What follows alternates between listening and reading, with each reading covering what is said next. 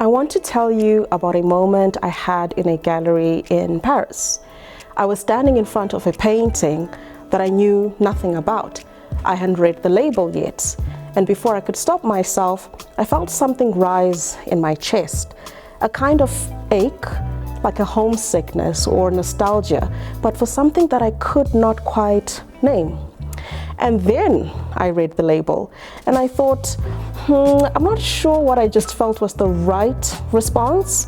And I want to talk about that, about why we do that to ourselves, why we check our feelings against a label.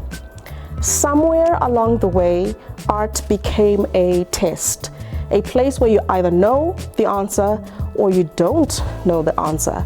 And that is a tragedy, because art at its root is not an exam.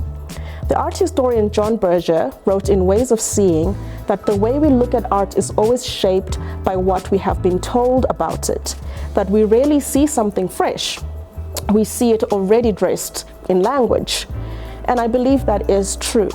But I also think that we have forgotten that the feeling came first, before the language, before the theory.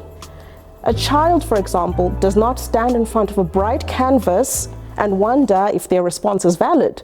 They just respond.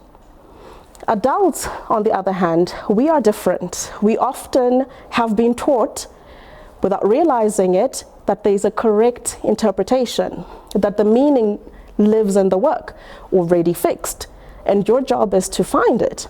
And that is not how art works. Meaning is made in the encounter between the work and the person looking at it, which means your encounter with your particular history, your particular eyes, your particular Tuesday morning mood is a very valid part of what that work means. You cannot get it wrong. And in many African philosophical traditions, there is no rigid separation between the intellectual and the emotional. Ubuntu, the idea that I am because we are, is not just a social concept, it is also a way of knowing. Feeling is knowledge. Relationship is knowledge.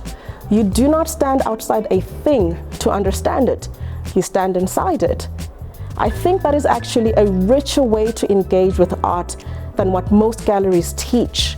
When you stand in front of a sculpture and feel something, curiosity or discomfort or joy or grief, that is not a pre-response waiting to be replaced by understanding. That is the understanding. So what I want to give you permission, if you need it, that is, and I hope soon that you won't, to feel first. Walk into a room and let things land before you read a single label. Let your body register the color and the texture and the scale.